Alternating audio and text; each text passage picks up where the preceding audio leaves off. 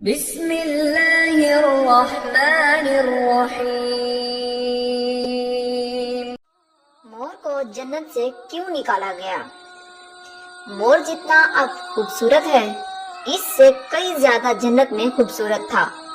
مور کی خوبصورتی پہ سبھی پرندے فدا تھے، لیکن ان سب خوبیوں کے باوجود مور سے ایسی کون سی خطا ہو گئی تھی جس سے اللہ تبارک و تعالی نے مور کو جنت سے نکال دیا۔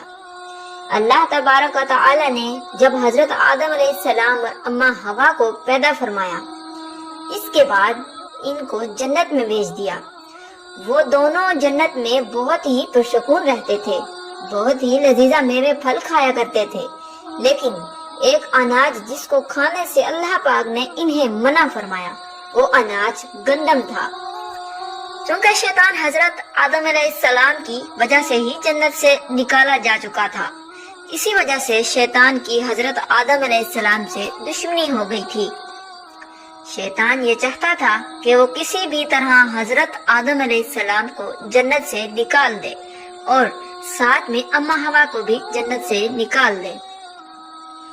جب شیطان کو یہ خبر ہوئی کہ حضرت آدم علیہ السلام کو تمام میوے کھانے کی اجازت ہے لیکن گندم کھانے کی اجازت نہیں ہے، تو شیطان انتقام کی آگ دل میں لیے جنت کے دروازے کے پاس بیٹھ گیا اور 300 سال تک وہاں پر بیٹھا رہا کہ کوئی جنت کے دروازے سے باہر آئے اور شیطان اس سے بات کر سکے۔ ایک دن اچانک سے مور جنت سے باہر آ گیا۔ شیطان اس کو دیکھتے ہی بہت خوش ہو گیا۔ شیطان نے پوچھا، اے خوبصورت پرندے، تم کون ہو؟ مور بولا، میں مور ہوں، اب تم اپنا تعارف کراؤ۔ شیطان نے جواب دیا کہ میں عالم کروبیہ کا ایک فرشتہ ہوں، میں اللہ پاک کی عبادت سے ایک پل بھی غافل نہیں ہوں، میں چاہتا ہوں کہ میں جنت میں جاؤں، وہاں کی نعمتوں کا اپنی آنکھوں سے مشاہدہ کروں۔ شیطان مور سے کہنے لگا کہ تم مجھے جنت کے اندر لے جاؤ، میں تمہیں 3 ایسی باتیں بتاؤں گا جس سے تمہیں ابدی زندگی حاصل ہو جائے گی، تمہیں بڑھاپا اور بیماری نہیں آئیں گی، تم ہمیشہ جنت میں ہی رہو گے۔ شیطان کی یہ باتیں سن کر لالچ میں آ کر مور نے کہا کہ مجھ میں تو اتنی طاقت نہیں ہے کہ میں تمہیں جنت کے اندر لے جاؤں، لیکن ایک سانپ میرا دوست ہے، وہ شاید تمہاری مدد کر سکے۔ یہ کہہ کر مور نے سانپ کے پاس آیا۔ مور سانپ کے پاس آیا، اس کو ساری بات بتائی۔ سانپ بھی شیطان کی باتوں سے بہت خوش ہو گیا۔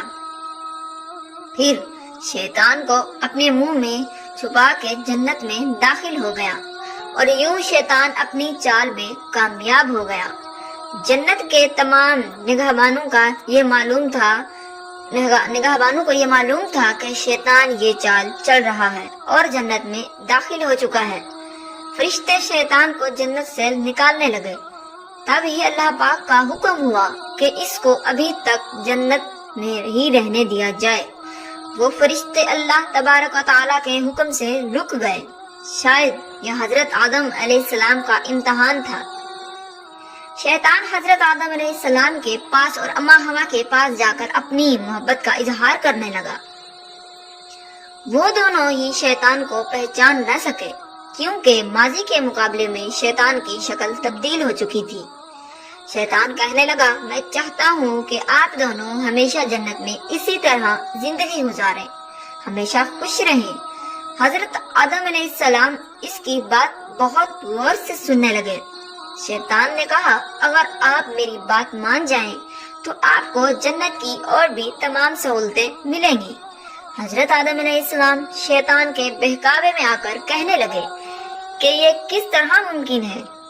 شیطان کہنے لگا، ایک گندم کا دانہ اگر آپ دونوں چکھ لیں تو آپ کو ابدی حیات حاصل ہو جائے گی اور آپ جنت میں ہی رہیں گے۔